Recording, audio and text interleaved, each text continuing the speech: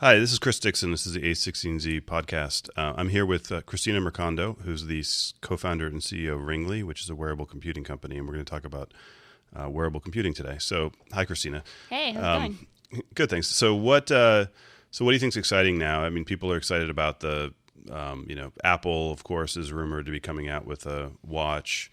Samsung has had a watch. Google made a lot of announcements around Google Now.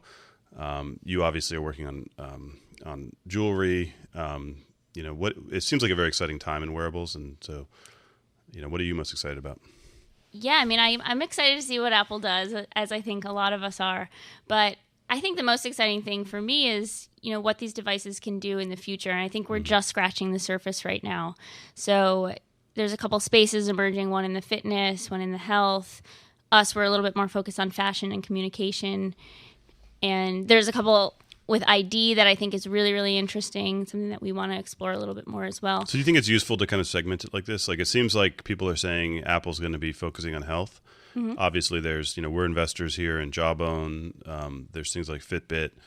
It sounds like you have sort of a classification that... The good news is I don't think there will be a one-size-fits-all because, again, you're talking about fashion. And even with watches... Maybe you wear one, maybe somebody has one watch that they wear all the time, but they like to change it up. They like to change, fashion changes. So you think the average person will have multiple wearable devices? I think so, yeah. And I think that they'll be buying devices, again, in the same sort of life cycle that they buy clothing. So when the new device comes out that season, they'll want to run and buy it. They'll want to buy the winter version, they'll want to buy the spring version, the summer version, and so on. And so you think so maybe you'll use a health device or like a fitness device while you're running. You'll have a communication device like Ringly. You'll have a cocktail ring for your cocktail party. Cocktail ring for your cocktail party, and then you'll have... So you think there'll be sort of multiple like that? Yeah. High level, you sort of said there's fitness, there's communication. What else did you say?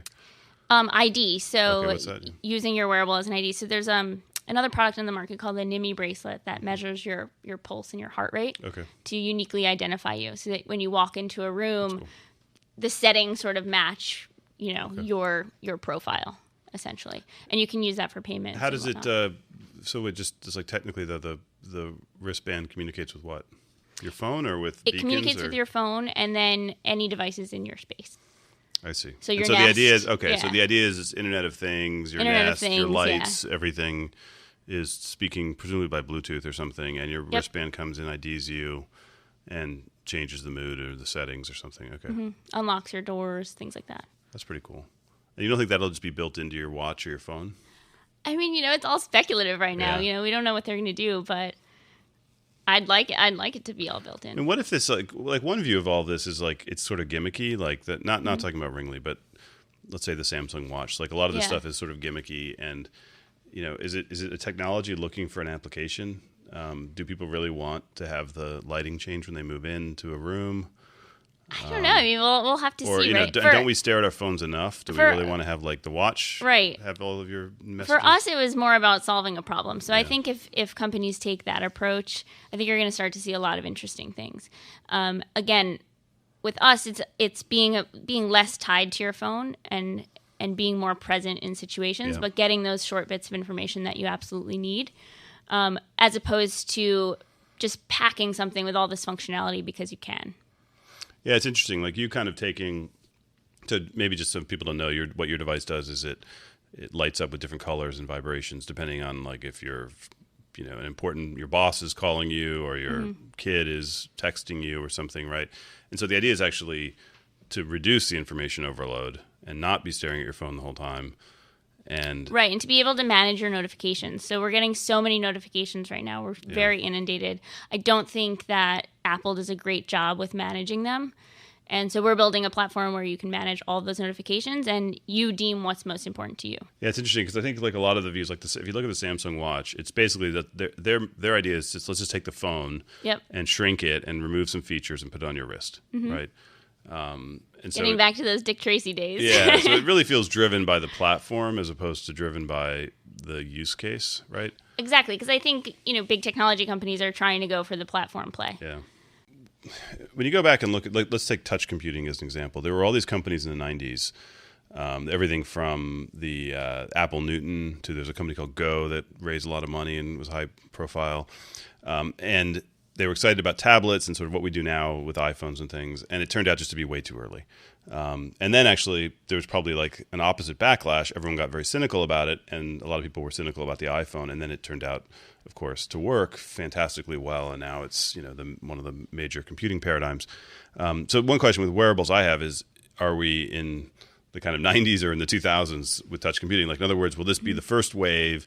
And it turns out because the batteries and the technology and just the platforms and things just aren't ready for it, that it's the Apple Newton, or will it turn out to be the iPhone? I think, everyone wants to sort of make their wearable play right now. So you're seeing a lot of innovation happen. And I think that sparks a lot of creativity and makes these things possible. Again, I think we're just scratching the surface.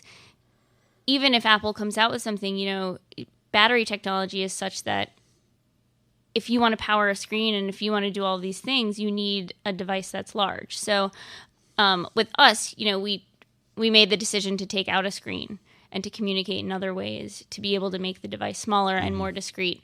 So I think, it's similar to how a lot of these products that are coming out that are designed a little bit, more masculine or use a lot of plastic parts. And that part reminds me of the early 90s when websites first came out. Yeah. And, websites just weren't designed well. And now finally people are designing things that are beautiful. And I think that's an important part too that we're missing. Well, it's also like a lot of these things have kind of system-wide network effects. And what I mean by that is it could turn out that just having a watch today is like sort of cool. But when you have a watch, and by the way, everything around us is also networked. Our lights are, our thermostat is, other people are, we have beacons everywhere, you have software tying it all together. It could be that, that you kind of need a lot of those pieces together to make the thing useful, right? Exactly. So it's sort of like just a lot like the internet in the sense of if you were the first person to have a computer and your friend had a computer, it's kind of cool because you can send each other files. But it's a lot more interesting when everyone has one, and then developers come and create new interesting things. I always think about like in the internet, if you went back to 1993 or something, people and you ask them what you do when you network computers, they would sort of say the examples they give were things you did prior to the internet. So they would say you could copy files and you could send email and things that they were used to doing with two computers tied together. And then, of course, it took 10 plus years for people to invent Wikipedia and Twitter and YouTube and all these other great things. And similarly, like what will probably happen, I think, with wearables is like wearables, you'll have internet things, all these things will kind of come together. You'll start to lay the groundwork. There'll be certain early adopter use cases. But then what will be really exciting is when the developers come. Once you have that network effect. Once you have that network effect, then the developers come and they start inventing all this crazy stuff, which of course we can't think of now because it took 10 years of the internet to even come up with a lot of these things, right? It's just you need to have it out there and the whole thing develop and have lots of smart people thinking about it. Yeah, and it's definitely happening. You can just feel it with all these new devices that are being built and everything becoming smarter. I mean, from your thermostat to your coffee pot to your rings. Yeah, back to the network effect, the way I see it is there's these sort of four pillars that wearables can connect to. One, they can connect to your devices, so your phone. And they, anything that comes through, any notifications that come through on your phone, you can pass them to your device. Similarly, you can take action on your device and pass it back to the phone. The second one is the self. So wearables can connect to your body. There's biosensors that can, test your mood or how many steps you've taken. And then wearables can also connect to other people. So if I'm wearing a wearable and you're wearing a wearable, we can essentially know that we're in the same vicinity of each other and communicate with each other and whatnot. And then the fourth one, which I think is the most interesting, is that it can connect to your physical space as well. So like we were talking about before, you walk into a room and it's, the music starts playing your favorite station, or your coffee starts, your lights go up, and your physical space can adapt to you. Similarly, you can also, one of the things that I'm interested in beacons is when you walk into a physical space, you can now get more data on people and more information. So if you think about e-commerce, there's so much data that we were collecting, when I used to work at eBay, about people that you just don't have when you go into a physical store. Yeah. So you can see what people are buying, what sizes they are, what colors they like, whatnot. But when somebody walks into a store, you have no idea of their behaviors or what they're doing. So now we're going to be able to capture all this information to then target customers and better their experiences later on. Yeah, it's interesting. I've met a few companies recently who were doing basically temperature control inside of large companies using people's iPhones. So it turns out that, if a room is empty, obviously you don't need to cool or heat it as much. And then basically the way it works, everyone puts in their kind of temperature preference on their phone, and then it figures out, okay, the 10 people are here, here's the optimal temperature. But it turns out you can save, it's like some astounding number, like 20% of energy use using that. And imagine doing that automatically. Well, yeah, and they're doing it now with security. And so actually it might be a case where the enterprise applications lead the consumer ones, because in the enterprise, the company can control the whole network, right? They can reconfigure the whole building at once. They can go and give everyone badges and iPhones. And so we're starting to see that sort of on the security level.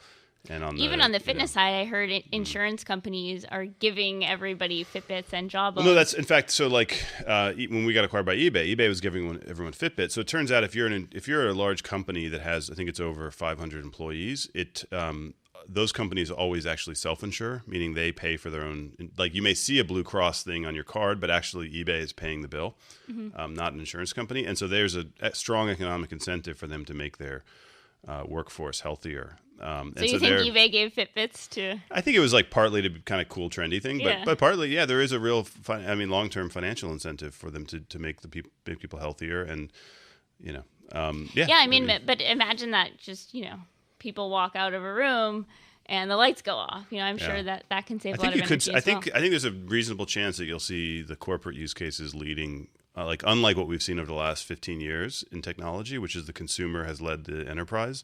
Your stuff you have at home on your iPhone and Gmail is much better than stuff you have at work.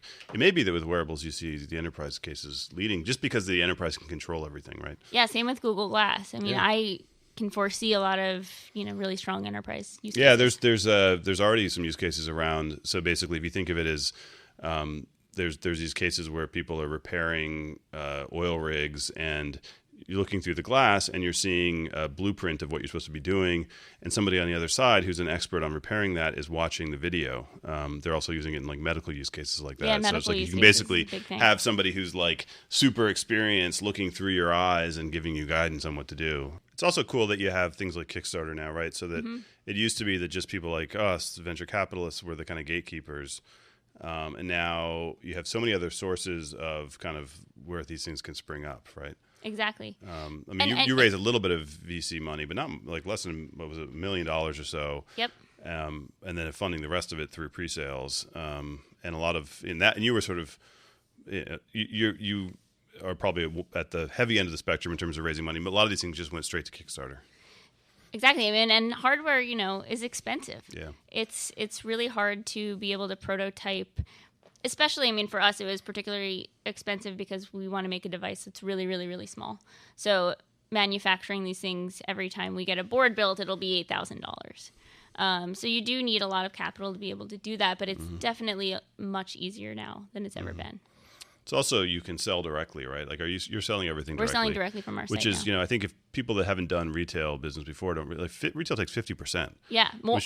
Which dramatically changes the possibilities. You can't, which means if you want to sell your product for $150, you got to be able to make it for $75.